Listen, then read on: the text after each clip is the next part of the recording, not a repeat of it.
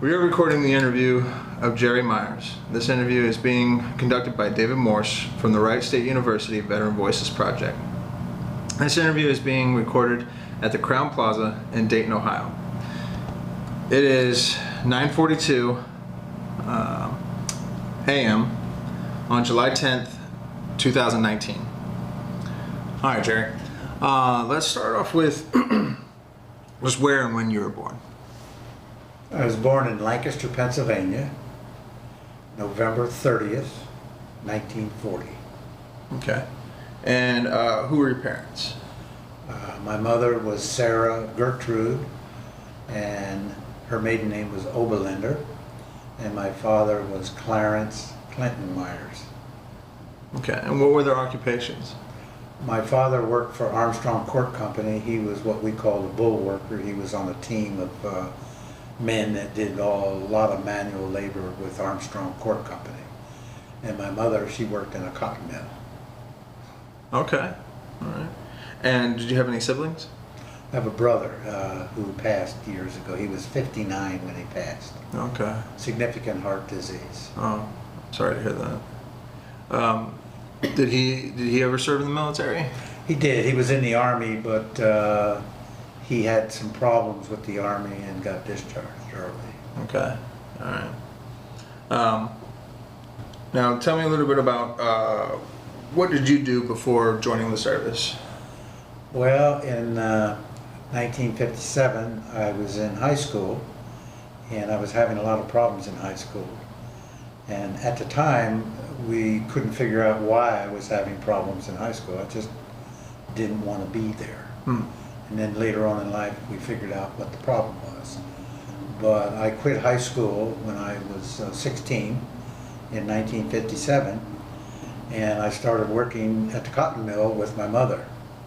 And I started out cleaning the machinery, and I would help the mechanics work on the machines and help the weavers get their machines back and running. And I was there for about 2 years, and I had progressed to different jobs, and I wanted to be a weaver. And I went to the boss and said I wanted to be a weaver, and he said, "You're too young." Well, I had the weavers and the loom fixers and a lot of people speak up for me, and he said, "No, you're too young." So I left the cotton mill after 2 years, and I started working for contractors, and I started doing odd jobs. And when I was 21 years old, I was working for a window cleaning company, cleaning offices and factories, using big, humongous buffers and huge mops. And I said, you know, there's got to be something better than this. So I decided to join the Air Force. And that was in 1961. And I went down to the recruiter and said, I want to join the Air Force. He said, well, you'll need your parents' okay. I said, I'm 21, I can do what I want. So I joined the Air Force. You must have looked pretty young. Well, if I let my beard grow, I could go to the bars at 16, and we hung out at the bars quite a bit between 16 and 21. I drank a lot of Rolling Rock beer, I'll tell you. But yeah, then I joined the Air Force. That's great. Great. What made you decide the Air Force? Well, I didn't want to go in the Army because Vietnam was going on, and I thought, well, you know what? I'd rather do something that would give me a good education that I could use probably on the outside. And if I went in the military, I'd probably end up in the infantry or something because I didn't have an education. So I decided to go in the Air Force. Okay.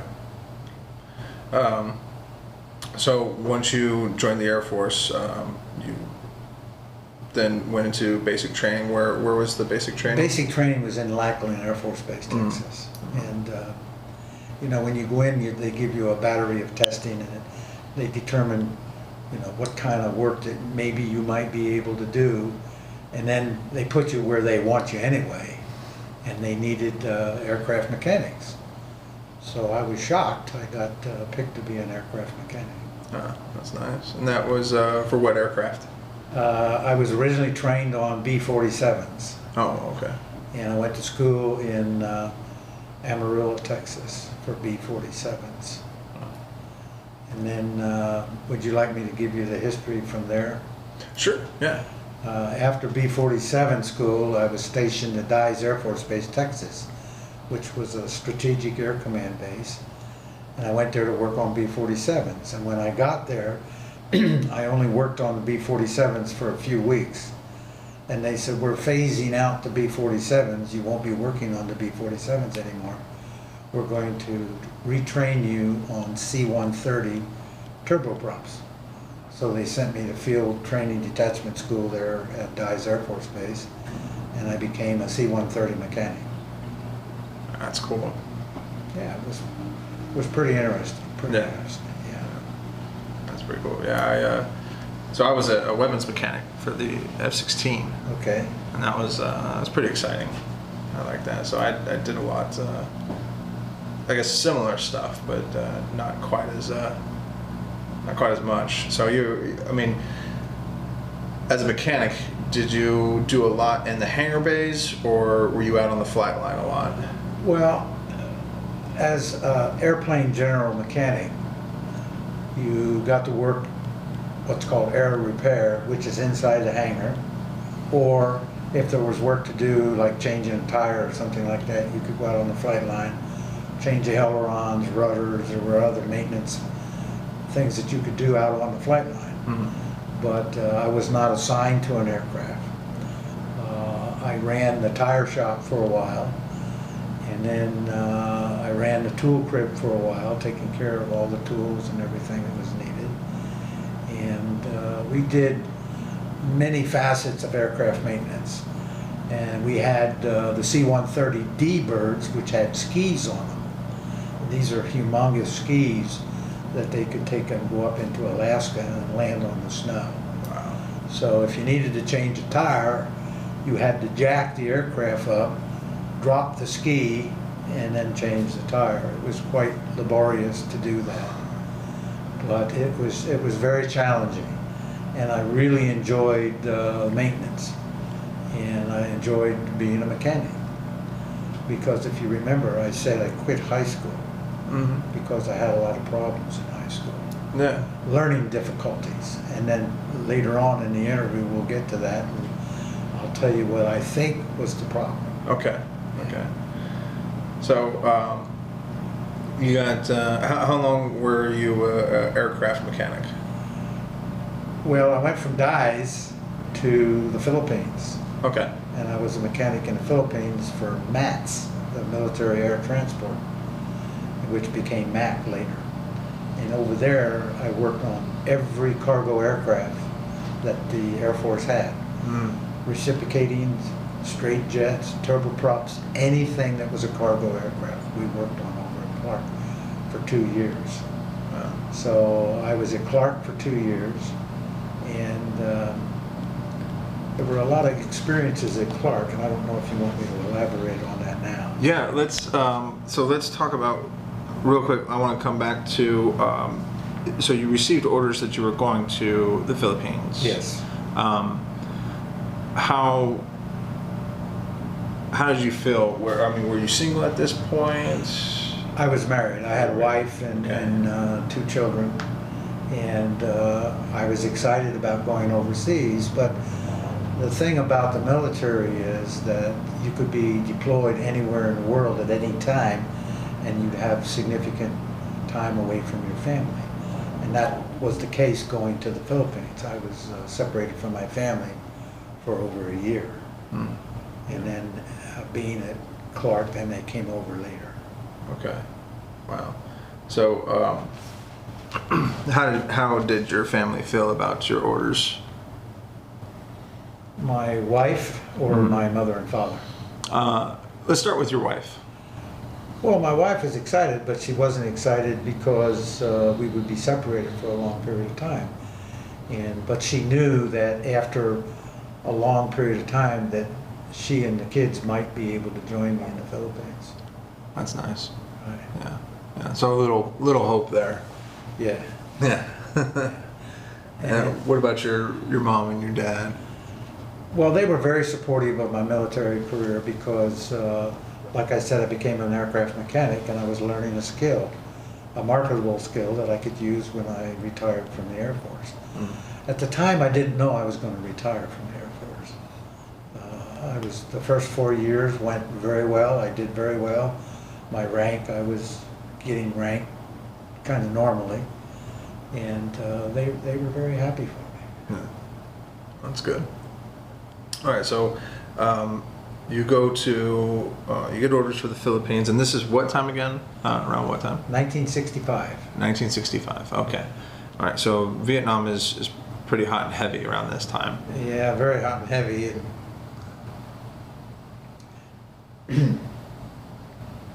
Lots of things happened in the Philippines, and that's why I volunteered to come do this interview. Okay. Because I think things need to be documented, and I love the opportunity to be able to talk about it. And you know, as an aircraft mechanic, we didn't fly. Not at that time, we didn't fly. We worked on, like I said, all cargo aircraft. We had military troops on their way to Vietnam. We had military troops coming back from Vietnam. We worked on aircraft that had aluminum coffins in them with flags draped over them. And when you went inside the aircraft to work on the aircraft, you could smell the dead. And if you've ever smelled a dead body, you will never ever forget it. And what was aggravating is we would get the Stars and Stripes newspaper, and you'd have all these demonstrations and anti-war demonstrations and all the anti-military demonstrations, and here we are, you know, doing what we were trained to do, and we were supporting what our government said we should do, and yet we had all this anti-American sentiment. You know, when certain aircraft would come in, they came in as cargo aircraft, and then we had to change them from cargo to air vac, and we had to reconfigure the inside. Instead of cargo, we'd have to get them ready for stretchers and wheelchairs, and my team was selected. We did a documentary, and it's called To Save a Soldier, and it's when they filmed an Army fellow that had gotten wounded in the battles, and they started with him in Vietnam and followed him the whole way back to the United States. So my crew was selected to reconfigure the cargo aircraft into an air vac. And so I'm in that film for about 15 seconds. Me and my crew, and my granddaughter said, "Grandpa, you had hair back then, and it was black." She said, "But you got gray hair now." So we did a lot of work. We would get sent out on the flight line. We were working 12-hour shifts. Sometimes they would bring you a sack lunch out on the aircraft or on the flight line. And we would sleep on the flight line. We would wait for aircraft to come in. We were so busy at Clark. There were so many aircraft on the ground. You didn't have anywhere to park them, so we would park them on taxiways. And we would work on, we called it gas station maintenance, because the flight crews, aircraft should have been grounded for different maintenance problems, but the flight crews knew they had missions to accomplish, and they would take the aircraft and go. So we would work on so many different kinds of aircrafts. I mean, I was not trained to work on C-124s or reciprocating engines or straight engines, but we ended up working on any cargo aircraft. One of our joys was working on a civilian aircraft. So when the civilian aircraft came in, we would have to get them ready to depart again. And so we enjoyed the female flight attendants who would come back, and we would go up into the aircraft to perform different jobs, and they had all these wonderful meals up there that we weren't having there. So we would scrounge the food off the aircraft, which would have gotten thrown away, and then take it down. And we had fun when we were working, but it was really hard work, and it was the hardest job I ever had in the military for 2 years at Clark, because we worked 12-hour shifts.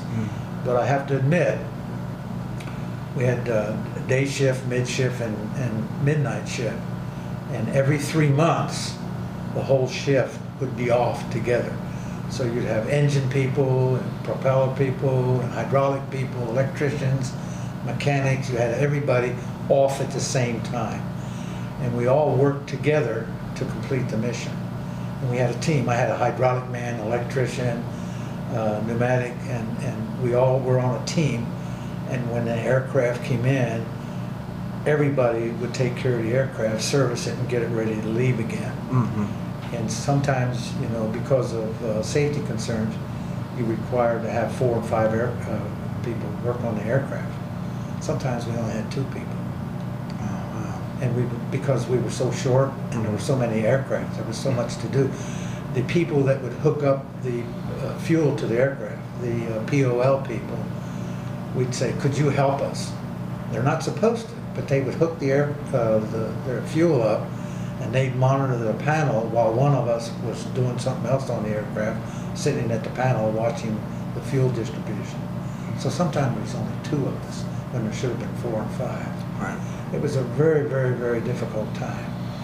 We would have to load and unload different materials, and we were always joking about these barrels that had the skull and crossbone on them, and they were painted orange and everything. We would laugh about, you know, the pirate containers.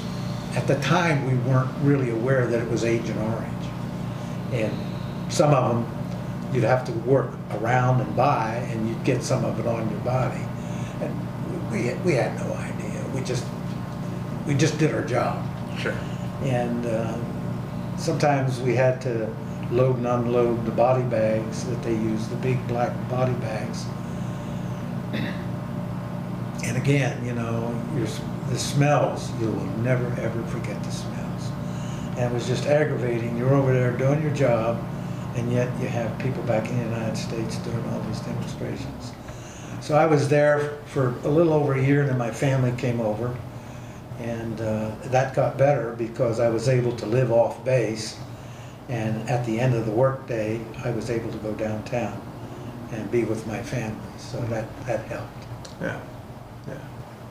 So let me ask you, so before your family did get there, how did you end up communicating to them or talking to them? Sometimes we'd go to the Mars station, and that was the radio communication, and we'd call them on the Mars station, and we would say, hey, how are you guys doing? Over. And then they would say, well, we're doing fine, everything's fine here. Over. And it was very laborious, but you know, it was very nice to be able to have contact with your family. And that was very infrequently. But most of the time it was letters. Letters, yeah. Most of the time, yeah, letters. Was there, I mean, I know you probably didn't get much. It doesn't sound like it from what you're telling me, the shifts that you're working. But did you have time to, time on your own, a little free time to do anything? Oh, sure. And what did you do? We'd go downtown and party. Oh, yeah. Oh, we'd go to Angeles City, and they had different kinds of beer. They had San Miguel Philippines and San Miguel Manila. And we always thought the San Miguel Philippines was better.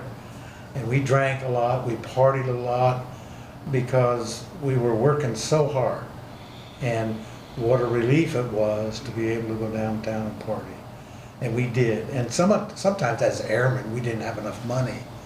And there was a retired military guy that had a bar with his Filipino wife. And he would let us have drinks on credit, which was really nice. But the barracks on the base, we lived in open bay barracks, and we had double-decker bunks, and we had screens, little fiberglass screens, and a little fan at the end that we bought to cool it, because there were not air-conditioned barracks. At each end of the bays, and there were 4 bays in these buildings, you had about 60 men in one bay. And we had these huge fans, one at each end, and I was by the door, so the whirring of that fan just was great for going to sleep, because you couldn't hear a lot of the other stuff going on. But it was hot and sticky, no air conditioning. The living conditions were okay, but they weren't great. I mean, you'd be working all day out in the humidity and sweating, and then you go into the barracks and it's hot, and all you had was a fan. So the living conditions in the barracks were just not that great. So then, once your family eventually met you there in Clark, how was that? Well, my wife didn't like the Filipinos. We didn't have a lot of money, and we couldn't go too many places. So basically, we were confined to we weren't confined, but we couldn't go anywhere. So we stayed mostly at home with our 2 kids, and we had a young girl come in, and she would, do the floors with a coconut shell, go back and forth with her foot and get into a rhythm, and she would buff our floors for us and help my wife do some of that cleaning. It was very, very inexpensive, but it was doable. It was doable, and we were together. Yeah, that's what was important. That's good. And so and you said you were you're over there in the Philippines altogether around 2 years. 2 years, right. Okay. All right. And at any point, did you yourself experience any conflict? Conflicts with the people? Yeah. I mean, so Clark was located where exactly in the Philippines? About 100 miles from Manila. From Manila. Okay. Right. All right. Close to Mount Pinatubo, which blew, which is a volcano, All right. Pinatubo, and it did a devastation on the base, and they closed Clark. Oh wow. And that's when the military basically left the Philippines. Left the Philippines. Yeah. So, but you found that overall the Philippines, the Filipinos, the local people there were pretty accepting of the military being there. Yeah, I never had a problem. Even when me and the boys went downtown, we always treated the Filipinos with respect. We never had our watches stolen. We never had our wallets stolen. We never got in any fights or anything. That's good. We treated them with respect. I have some bar stories which I can't tell, but we got along quite well, and I really enjoyed it. I liked the people. I liked the food, except balutes. I wouldn't eat a balut. I don't know if you know what a balut is. No. It's a duck egg with an embryo inside, and there are actually some feathers and I couldn't eat the balut. I looked at them and I said, no, I don't want any balloons, no. But I did try dog. I ate some dog there. I purposely went downtown to try it. People say, what's it taste like? I said, roast beef, Didn't have a whole lot of it, but I enjoyed the pig skins, they're called chicharrones, and that was good. The fruit, the papaya, the mangoes, that was all good. It was very inexpensive.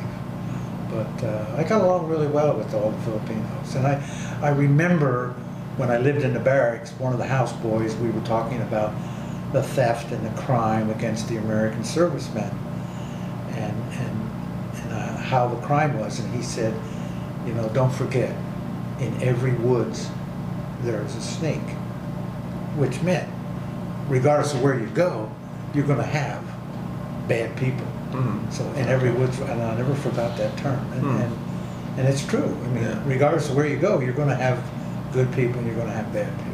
Mm-hmm. Now let me ask you this before we wrap up your experience there in Clark. So all that time you spent there, I just wanted to kind of grasp what your mission was there. I mean, I know you were overall changing out a lot of the aircraft there, but your overall mission while you were there, what was that? The overall mission was to take care of the aircraft that came in, get them ready to leave to go on another mission. Okay. And they were from all over the United States and all over the world. All over the world, you said? Navy, Army, Air Force. We worked on anything that was completing a cargo mission for the Air Force. Okay, wow. And that's what our mission was. The aircraft came in, we worked on them, get them out of here. Work on another one, get it ready, get it out of here. Wow. Yeah, that's a lot. It was very hard work, very hard work. I mean, you'd be out there in the rain, it'd be pouring down rain, and we would take our wallets and put them in a big plastic bag. It's called a sump bag. Used to drain water out of the fuel tanks of the aircraft. So we would take our wallets, put them in there, roll them up, and then they wouldn't get wet. And one day I was working on a C-124, which I was not trained to work on. And I had to change a stack on one of the engines, an exhaust stack. And it's pouring down rain. And I'm up there working, and it's frustrating. I can't get this thing off. And the lieutenant pulls up in a truck and winds his window down and hollers, "Hey, Airman Myers, how come it's taking you so long?" And I was just so frustrated, and I was soaking wet, and he's in a maintenance truck rolling his window down hollering at me. So I got down off the maintenance stand, took my wallet out, took my ID card out, and slipped it through the window, and I said, "Lieutenant, fuck you, I quit." And I walked off the flight line, I went into the snack bar. And the lieutenant came in later, he sat down beside me. He said, "Airman Myers," I was an airman at the time, he said, I'm really, really sorry. He said, "I know how much pressure you guys are under." He said, "But we just got to get these aircraft out of here." He said, "But I apologize." And I said, "Well, thank you, Lieutenant." So he gave me my ID card back and took me back out to the aircraft, and a C-124 engine man came out. He got up on a stand with a hammer, and he hit that stack, and it popped off. And I looked at him, I said, "Son of a bitch." Because I didn't know what I was doing. I was trying to get that thing off. And he came out there and made it. So that was a really good experience there at Clark. But it was bad working conditions. It was hot, it was humid. At night you had these big bugs hitting you because you had these lights shining on you. Bugs were hitting you, and it was just bad. That's what I say, when it came time to get back to the barracks, there was snack bars in usually every barracks with beer.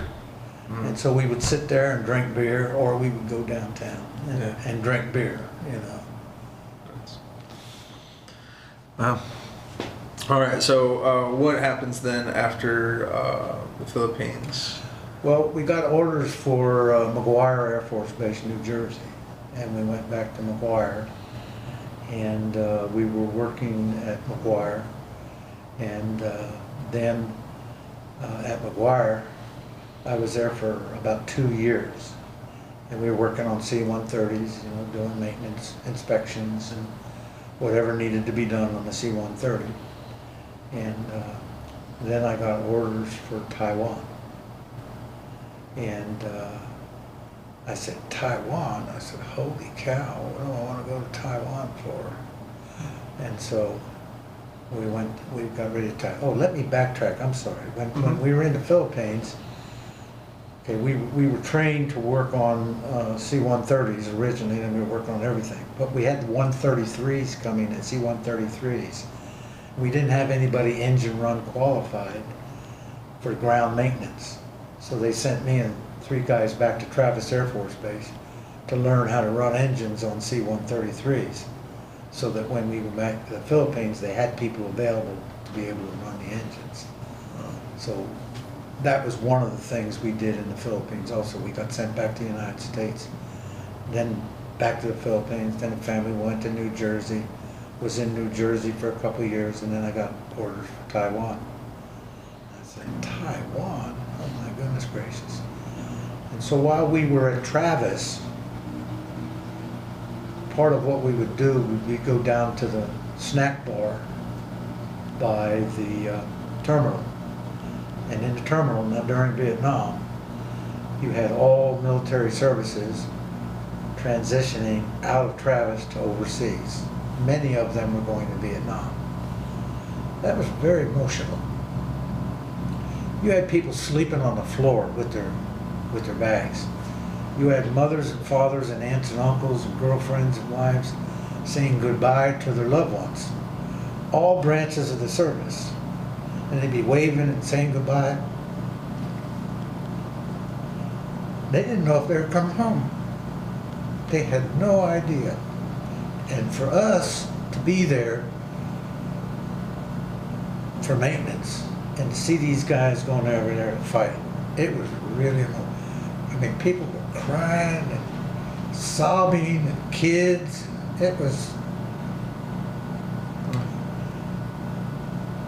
a very emotional time to see that. And so, I'm sorry, getting back to Taiwan, we were sent to Taiwan, and I got to Taiwan in 1969. And you know, one of the things about the military for enlisted people, you got to go to all these strange countries, but they never told you anything about the countries. They never told you about the food, the people, the customs. You got there and you hear these strange sounds and you go, what is that? You know, it's a gecko. What's a gecko? You know, you find out what a gecko is. Well, they're your friends because they eat mosquitoes. But that's the only thing I had against the military. They never told you, okay, you're going here and this is what you can expect.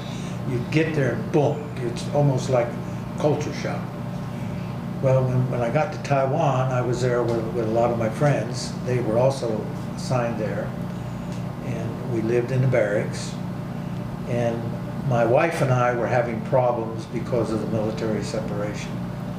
And so we thought, you know, what we're going to do is get a divorce. And so I was separated. That made it kind of easy because I was separated from my family.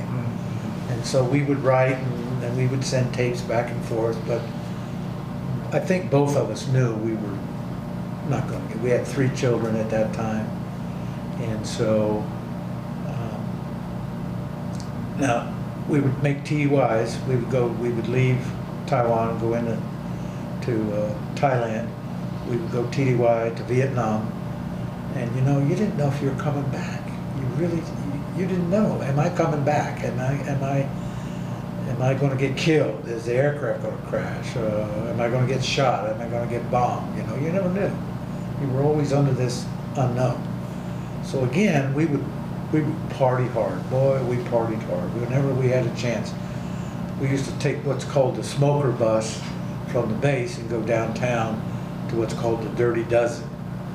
And a lot of people would go to the Dirty Dozen and drink, and there were prostitutes there, but the Taiwan government said they never had prostitutes. They didn't have a problem. But we would party hard. So the first couple of months I was in Taiwan, I was assigned to the phase maintenance inspection dock, where they pull the aircraft in, take all the panels off, and they go through different inspections. All kinds, propeller, engine, hydraulics, pneumatics, mechanical, different things that had to be done, maintenance, lubrications, all kinds of things. So the aircraft was all tore apart in the hangar. And so I was in there working in the hangar. And then I became the chief, the dock chief in charge of that. So we had all these people coming in, and we had schedules and everything. And one of the things we had a problem because in order to do some of our maintenance, we had to jack the aircraft. And when you do that, nobody can work on the aircraft. We'd have to retract the landing gear and everything, so we had to stop everything. Well, I remembered that when the aircraft went to depot, they had these cribs that they made, and they put them underneath the aircraft on the seams of the aircraft, you know, maybe 6 or 8 of them, lower the aircraft down and stabilize the aircraft so you could do anything. So I suggested they do that. I said, let's use these cribs. So they gave me $700 or $800 for a suggestion, and I did. And it really made the jobs a lot easier. And Bob Keller, one of the guys in charge of this reunion, I remember him, I saw his face. He sent me a picture of his Class A uniform, and I remember him with his tool bag coming across the hangar to work on the aircraft. Now, of course, he doesn't look like that today. None of us do. But I remember that. But anyway, we would go to the NCO club, beer and haircuts, and everything was really cheap at the NCO club. And so I saw this one waitress at the NCO club. I said, man, what a nice girl that is. Man, she looks so nice. And I said, man, I'd like to take her to the movies. Because I heard they like to go to the movies, see. So I said, okay. So she came to my table, waited on me. And so one day I said, excuse me, I said, I'd like to take you to the movie. Would you go to the movie? Now the girls that worked on base, they had to be bused onto the base by a special bus because of Chinese security. And then when they got done working, they had to be bused back off the base. So the only time that you could spend with them was either at the NCO club or when they got off downtown. So I asked this waitress, her name was Susie, and they all had American names. They didn't put their Chinese names up there because nobody would remember their names. So I said, Susie, I'd like to take you to go to the movie. She wouldn't answer me, and she'd go away. So I was pretty persistent over many weeks. And so one night I said, look, I'm on the up and up. I'd just like to go on a date with you. I'd like to take you to the movies. I said, but before you say yes, I want to tell you I'm married. She was shocked. And I said, let me explain. I'm separated from my wife. We're going through divorce. And I'd like to take you on a date. And she said, this guy is really honest. He's telling me he's married. Of course, you know, a lot of the girls working on base, they were hit on by military men, of course, naturally. And, you know, they would take advantage of the women. So we started dating. I'd meet her when the bus came off the base in downtown. We'd go on a date. We'd just walk around, or we'd go to a restaurant and have a coffee or something, and then I'd take her home. I met her family, I met her sisters, I met her mother, I met her father, and I said, man, what a really nice family this is. So we dated a year and a half, and I had to rotate back to the United States. And I said, I'll tell you what, I have to go back to the United States. I'll do my best to try to come back. And if I can't get reassigned here, I'll come back on military leave and we'll get married. And so that's what the agreement was. Well, she went to Taipei with me when I left.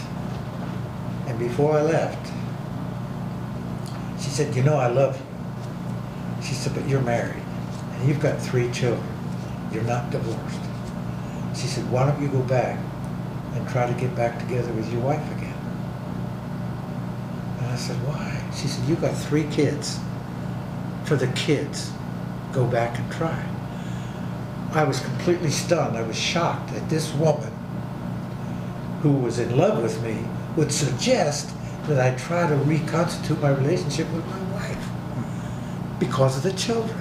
And I knew right then and there this was the woman that I would want to marry. So I was stationed back in Ohio for a year.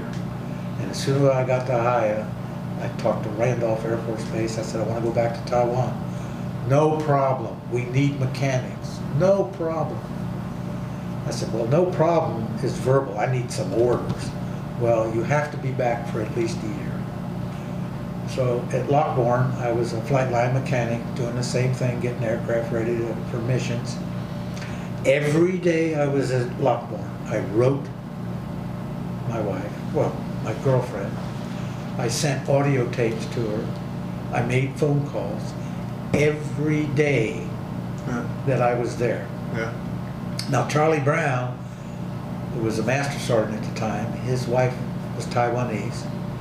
I would mail to his mailbox. Charlie would get the mail, take it to the NCO club, and give it to Susie. Well, people would always tell Susie, he ain't coming back. He's just feeding you a line. Military men do that. So I tell the girls, this is our love story. Charlie would walk in some days and he'd have a stack of mail because 3 or 4 days he didn't go there. And so when she saw that, she was relieved. And so for every day I was gone, I either called, sent an audio tape, or a letter. And then I finally got orders to go back to Taiwan. And so I went back to Taiwan and I moved in with her family in Taichung. 5 sisters, a niece, and a mother. The father had died.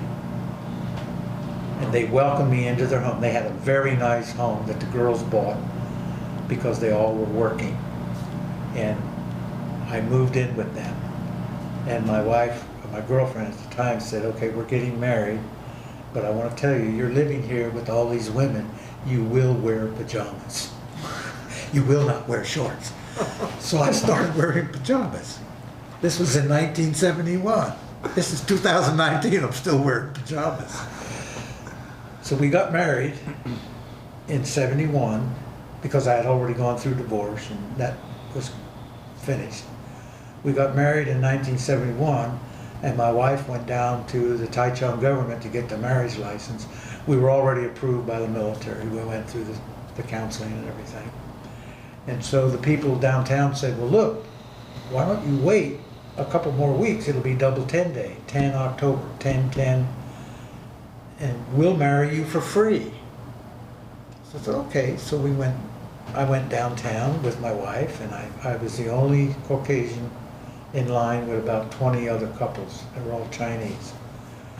And I said, what do I do? And they said, well, just follow what we do. So the judge said something in Chinese, everybody bowed, and I bowed. So after 3 bows, we were married. And so I got this beautiful marriage certificate with all the hearts and flowers and cupids on it. It's really unique, you know. That was our marriage certificate. So that was in 71. And I was working on the flight line, I don't recall what year it was, making TDYs to Thailand, being TDY to Yubon, Thailand, where we got to work on the Spectre gunship aircraft. And the base got attacked while we were there. There were explosions, there was gunfire. We're working on aircraft, and we're flying in country, and we're working on aircraft in the dark. We didn't even know where we were.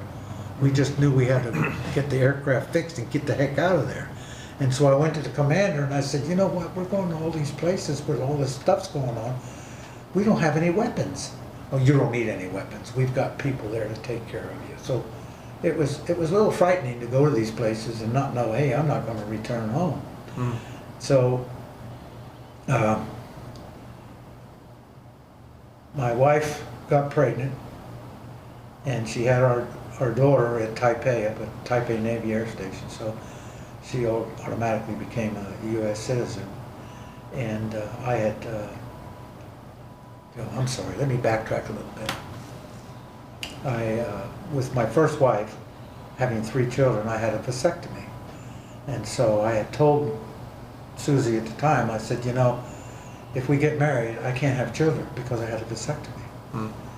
I said, but we could adopt. So she agreed to that. And then I found out that, hey, you know, you could have a reconnection. That's possible. And so I went to the hospital at Travis Air Force Base, and my wife came back with me to the United States. Her sister lived in San Francisco. So when I got to the hospital at Travis to have a vasectomy, or reconnection rather,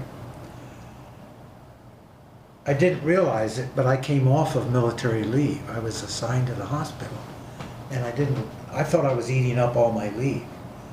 So the doctor did the operation, and while I was in the hospital recuperating from the reconnection, I found out that going back to Taiwan, it's U.S. military returning overseas, they waiver all the immigration requirements for foreign nationals. And all they had to do was take the test.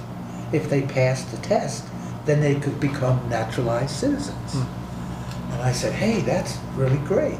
So I told my wife and her sister and my brother-in-law and everybody, they got all these questions for immigration and naturalization, and they were drilling her. How many senators are there? How many stars are there? How many stripes? What do they mean? What are their colors? You know, senators, presidents. I mean, just all these questions they asked to become a naturalized citizen. And so I'm in the hospital, and she comes to visit me, and we're doing all these test questions and everything. And then the doctor said, okay, you can leave the hospital, but you have to recuperate. So I said, okay, doc, I'll recuperate. So my wife and I went down, and I was more nervous than she was to take her immigration naturalization test. She passed it with flying colors. Oh, that's awesome. She was going to become a naturalized citizen. And that was very important. So I went back to the Travis, the doctor, to check me, and he said, "How are you doing?" I said, "Oh, I'm doing great, Doc." He said, "Well, you're healing pretty well." So I told him, I said, "We're waiting for my wife's naturalization to come back, to get sworn in as a citizen." He said, "You know what, you need some more recuperation time." He said, "You just can't leave yet, you know." Wink. He knew I needed to be there for her naturalization. So another week went by. I went back to the hospital to get checked. He said, "How you doing?" I said, "I'm still waiting for papers from my wife to get this done." He said, "You need some more recuperation time." He said, "You're not ready." He said, "You just can't go back to work yet." So she finally got her naturalization appointment. She came in, she got sworn in as a U.S. citizen, and so we were ready to go back. So when I went back to Taiwan, we went down and bought this huge painting, okay, and I sent it to the doctor. Well, the operation was successful, and my wife conceived our daughter, and so we had our daughter in Taiwan. And then we got, I was there, I got cross-trained. One of the doctors found a medical issue with me, and he said, "We need to cross-train you." He said, "You cannot work on aircraft anymore." And I said, "Holy cow, what am I going to do?" You go to personnel, and they'll give you a want sheet. Okay, well, what do I want to do? Well, I knew I was an aircraft mechanic working on the flight line in all kinds of weather, and it was really tough work and hot and sweaty, and you know, the people that fly, they get all the awards and the accolades, and the ground pounders get nothing, you know. You do all the work, and these guys get all the glory, you know. And I said, well, what do I want to do? I put down dental tech, administration, anything to get me inside. And so the commander calls me in one day. He says, your cross training has been approved. I said, wow, what did they put me in? He said, you're going to be in psychiatry.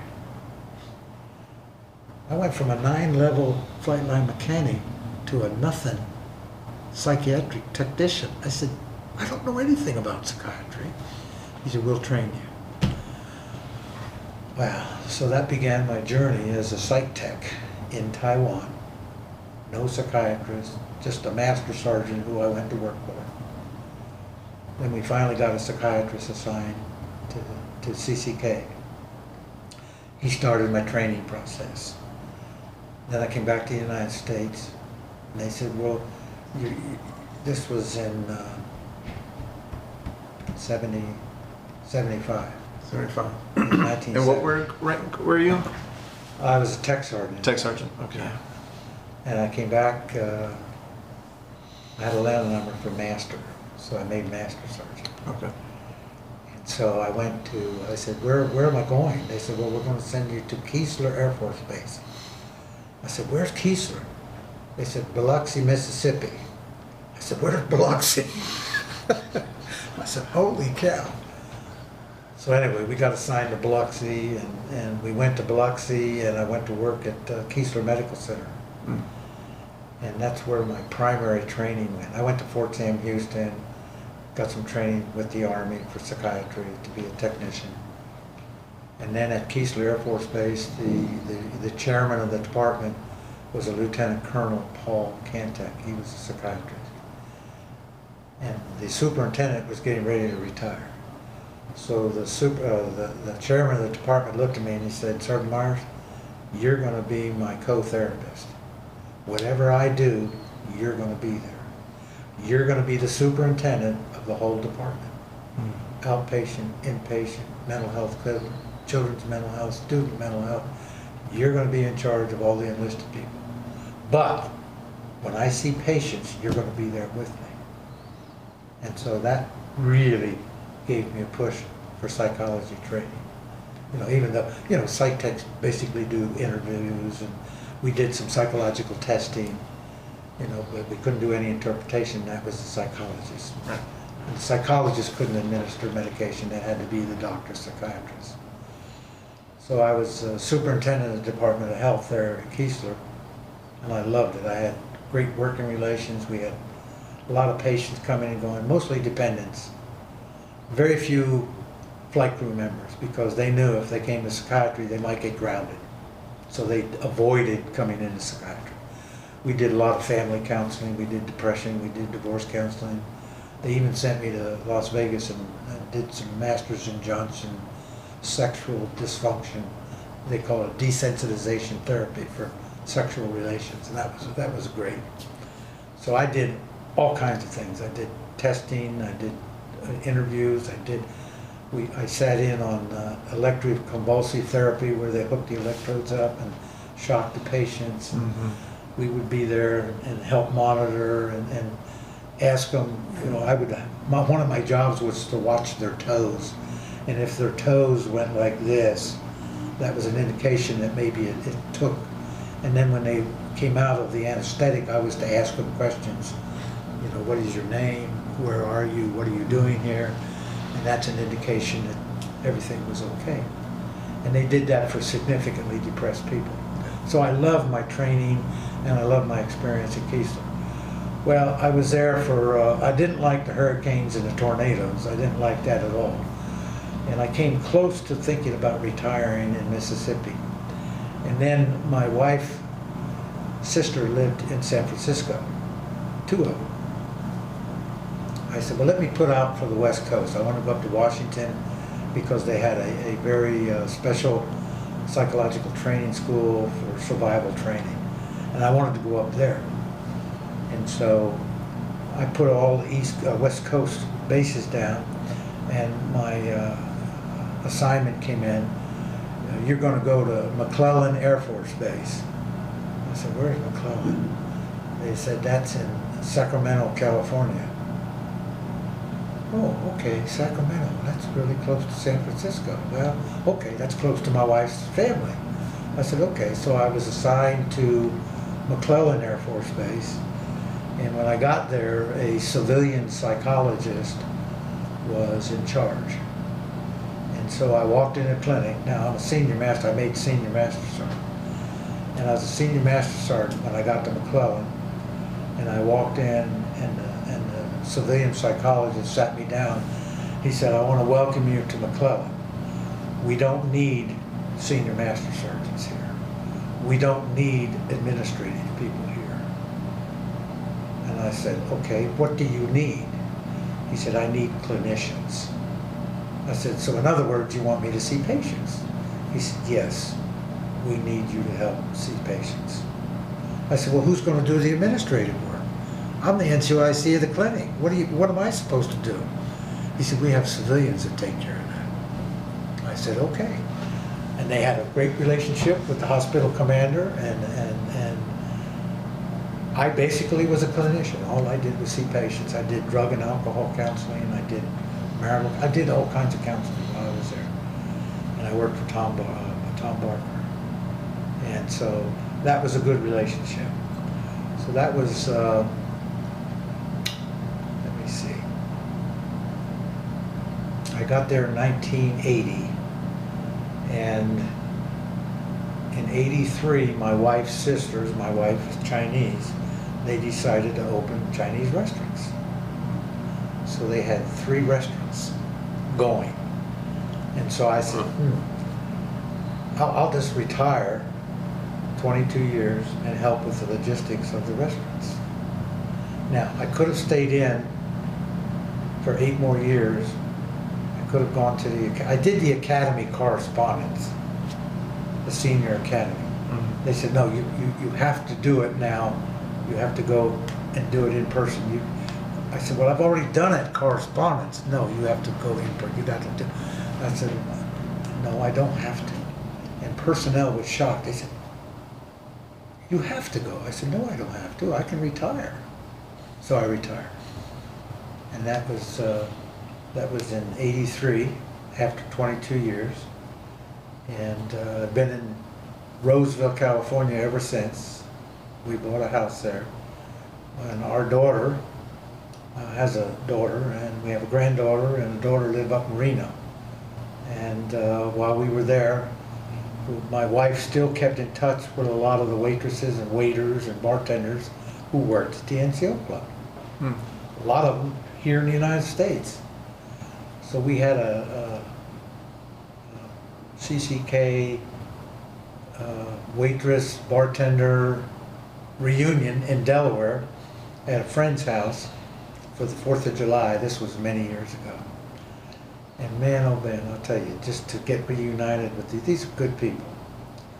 And then years went by, and I heard that there was going to be a CCK reunion here in Dayton, Ohio. Mm-hmm. And so my wife says, well, let's go.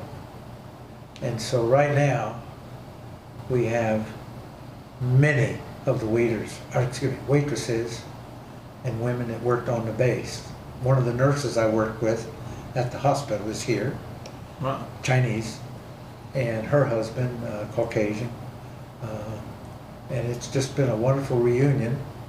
And we look forward to going to the Air Force Museum and spending some time here in Dayton. It's awesome. Yeah, really good career. I enjoyed the Air Force, and I have to tell you right now, next year I'll be 80 years old. Mm-hmm. And I swear to God, if the Air Force came to me right now and said, you know what, we could use a superintendent of military in mental health over in Ramstein, Germany or somewhere, would you go? Yes, I would.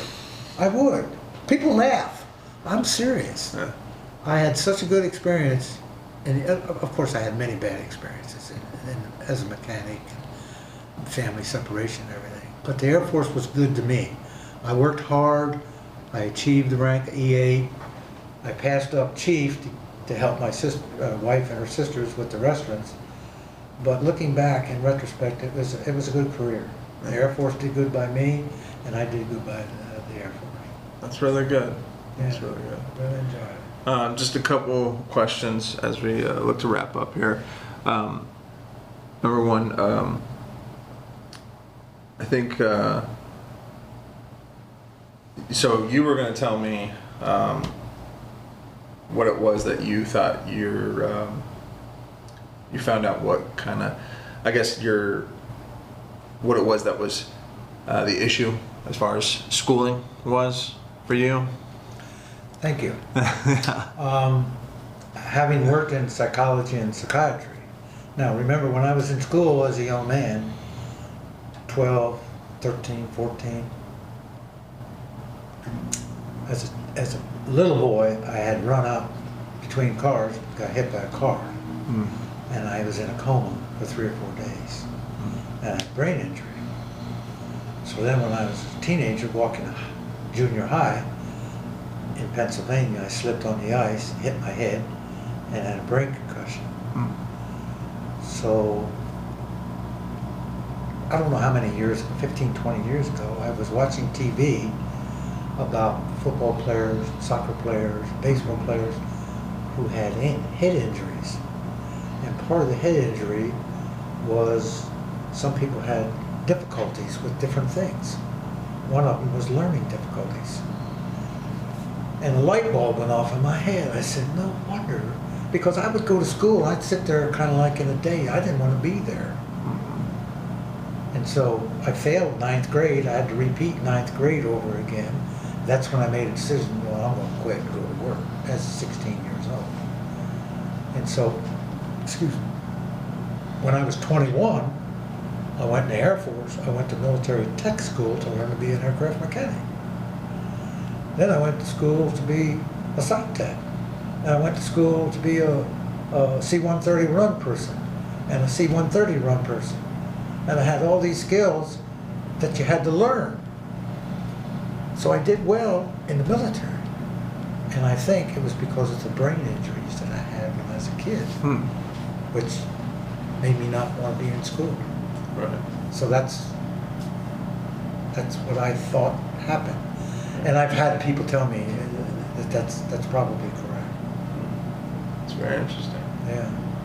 All right. Now, are there any veteran organizations that you're associated with outside of the CCK reunion? No, just the VA. I go to the VA for some treatment and for some medications. But mostly, I have good medical with Medicare and TRICARE, and I belong to UC Davis Med Center in the Sacramento area.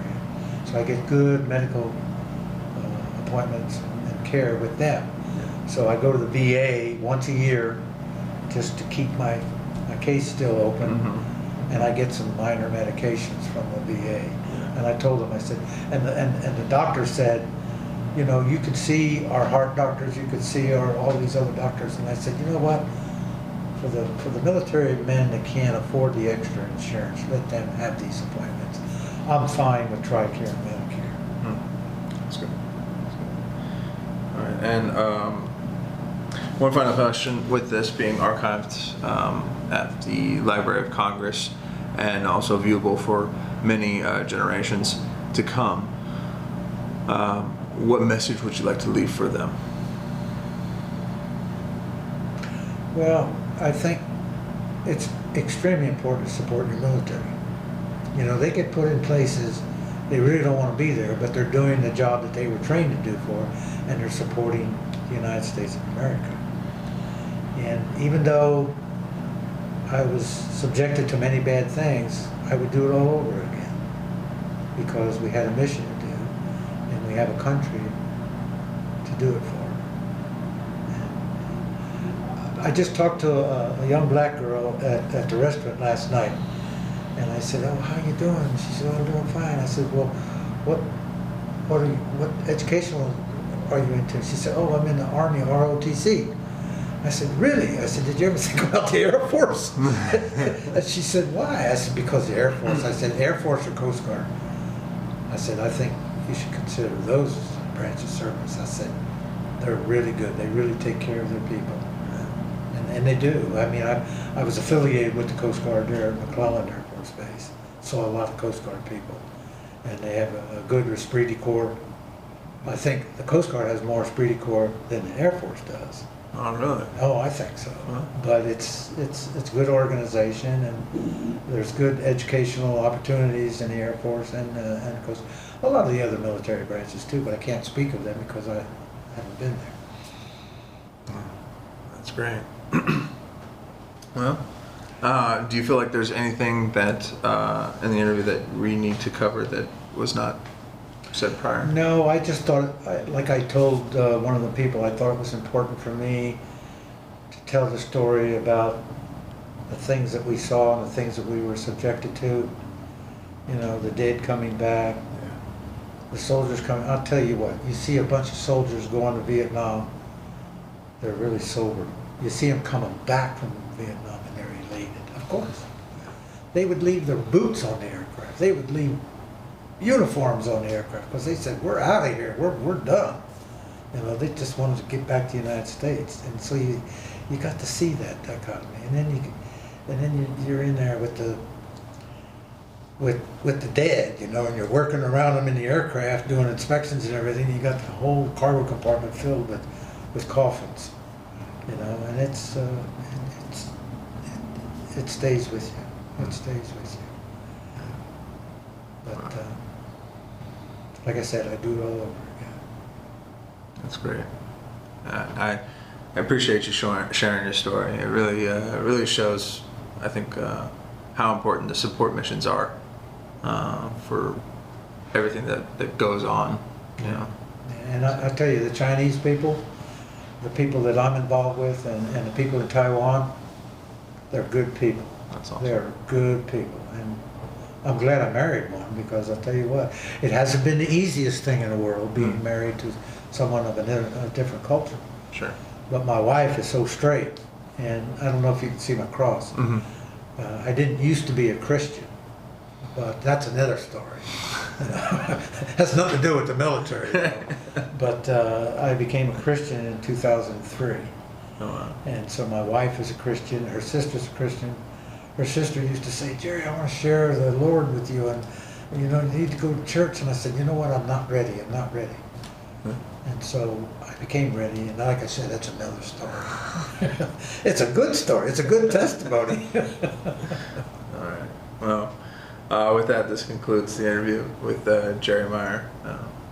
So thank you for your service, Thank you, and Dave. thank you for your story. Thank you, appreciate it.